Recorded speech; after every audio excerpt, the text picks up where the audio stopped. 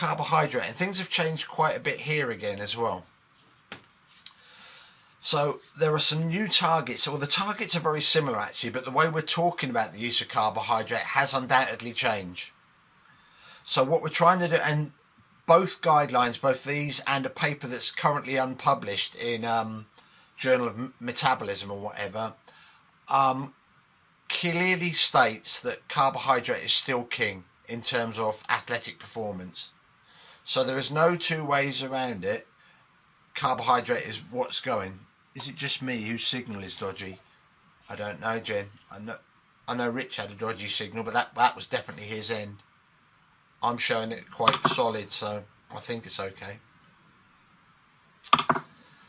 Okay, so it's really important to meet your carbohydrate needs, not only for the muscle, the central nervous system, different exercise loading scenarios where it's important to exercise with high quality and or at a high intensity.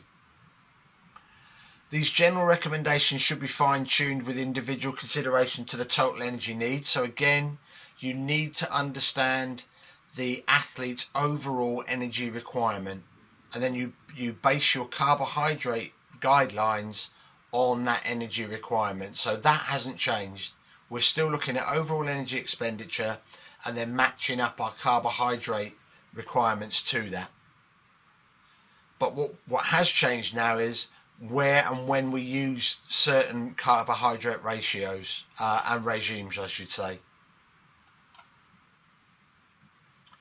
Now, on certain occasions, when quality and or intensity is less important, it may actually be less important to achieve these carbohydrate targets, or to arrange that the carbohydrate intake over the day is just optimized over the day. So we're moving away from you have to have this specific pre-exercise meal, you have to have this specific post-exercise meal, and this is definitely quite a big change within the guidelines.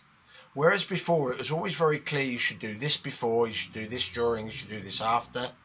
We are now talking, and certainly the guidelines talk more about a 24-hour period.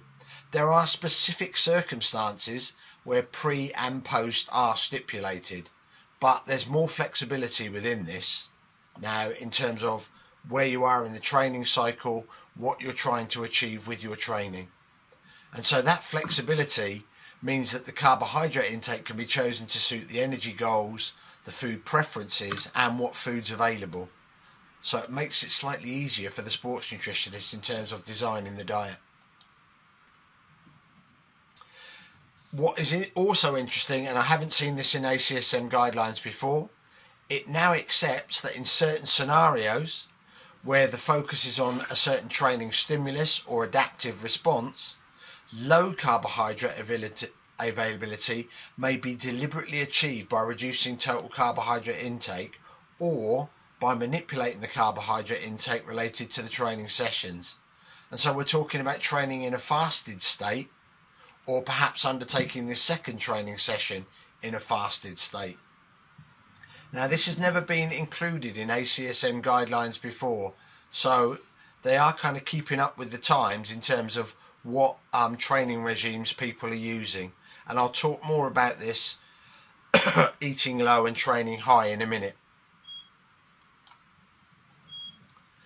So first off, if we look at what the current guidelines are, they pretty much haven't changed. Although the one thing that has changed now is they've kind of changed definitions.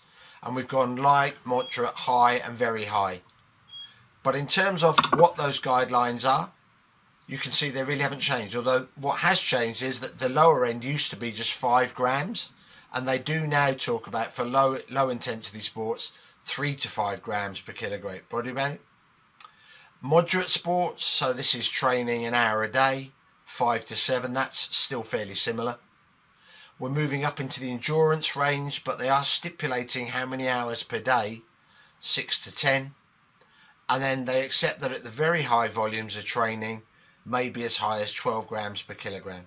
So these have been, I think, slightly better defined to give people more a feel for where they should be sitting with their grams per kilogram body weight.